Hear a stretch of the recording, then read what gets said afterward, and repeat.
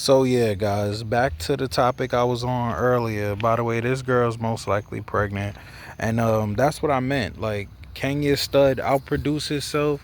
Yes, he's done it. He's done it multiple times. If you look at the quality of pups here, it's one thing you're gonna see in common on all these girls, and that's the legs, the arms, the cut up body. You get what I'm saying?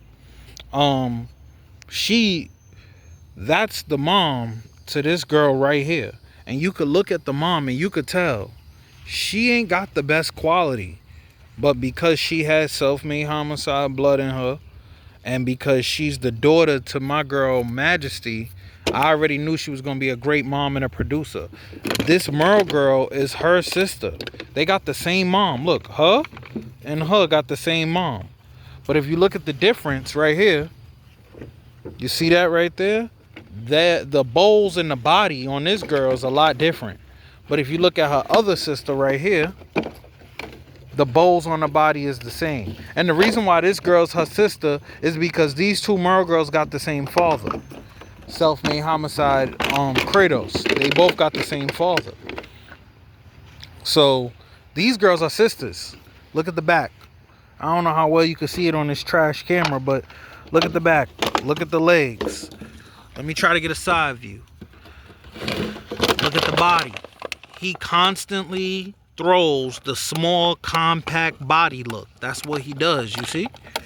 Boom, that's what he does. Meanwhile, look at this girl right here. She's from a different stud that I used to have on my yard years ago.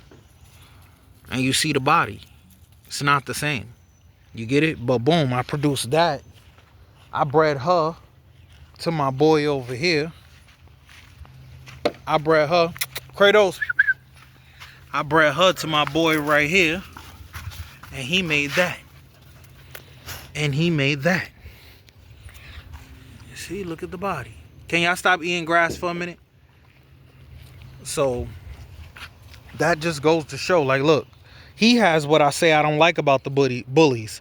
They good at the withers, and then when they get down to the back and the shoulders, then they start getting skinny. I hate that. I forgot what they call it, but it's something about the ribs. I hate the weak ribs. It's disgusting to me. Look at this girl. That don't happen to her. Look, you could keep going from the withers all the way down to the back, and it's just, she just thick all around from top to bottom. Even though she's a puppy and she didn't eat today yet, so she's not as fat as she could be. But my point is, I fixed something that I didn't like in an American Bully. With this boy, it ain't no fixing that because he's bred the way he was bred by the people from back in the day. And this is how the bully was, let's say a couple years ago. Obviously now we got exotic bullies, we got all different type of bullies, which is where you get girls that look like this, a little shorter and compact.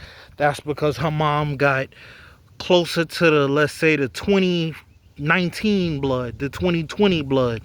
So they come out looking more bulldog now than they used to. Back then they came out looking more terrier. Like this girl, she came out looking more terrier. You got to know the difference between exotic bully, American bully, hybrid bully. Why are you trying to eat the whole grass patch, shorty? So she's bred up to my boy Mello. That's my stud. And the reason why he's my stud is because he carries all the blood that they got on his yard plus more. And I just know for a fact he gonna be producing some fire. Because look at his sister, look at him, look who he came from. I know right now my yard might not look like one of the best yards out, but I could guarantee you, matter of fact, let me show y'all something real quick. Alright, so yeah, look, like I was trying to say real quick, let me just run over here and show y'all what I got going on. This is the dog room right now from that last video.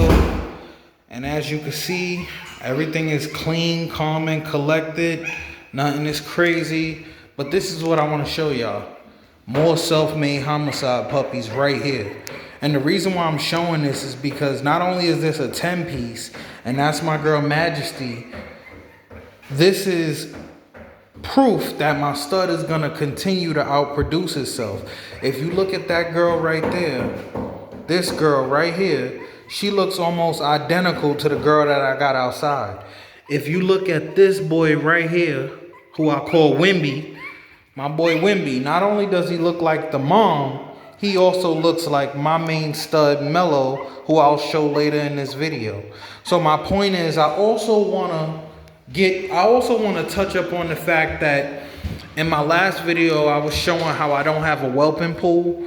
And the reason for that is because I've been whelping so long. This girl's a vet, I'm a vet. We don't need all of that fancy shit just to produce a litter. All we need is peace and quiet. Ain't that right, Merle? Ain't that right, Murray? Relax, relax. I don't want anything from you. You see, she got her food. She chilling. She relaxing. I had a dog bed in here, but it got dirty. Oh, girl is happy, bro. This is just a tray. This is a basic tray from the bottom of a kennel. Now, some people might try to call it bummy. Some people might try to call it backyard breeder. Some people might want to call it whatever they want to call it to make themselves feel better. But the truth is, all it really is experience. Look what I got right there. You don't see me with colostrum and all this crazy stuff because years and years and years of following other people showed me that I need to do what's best for me and what's best for my camp. And what I learned was best for me and my team over here is to do what makes us comfortable and happy. Instead of me buying an incubator, I use a regular $5 bin from Five Below or Walmart. A coffee table, clean floor, clean room, and a tray. All your girl really needs is something to lay down on. If she a good mom, she gonna produce. If you a good breeder, you know what to do in any situation. 2 of these pups came out dead and I brought them back to life on the spot. 2 of them came out dead.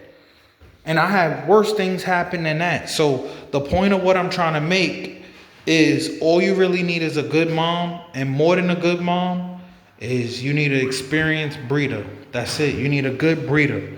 That's what's going to make or break your whole camp. I could have litter after litter after litter after litter after litter and keep using this same whelping room over and over and over again.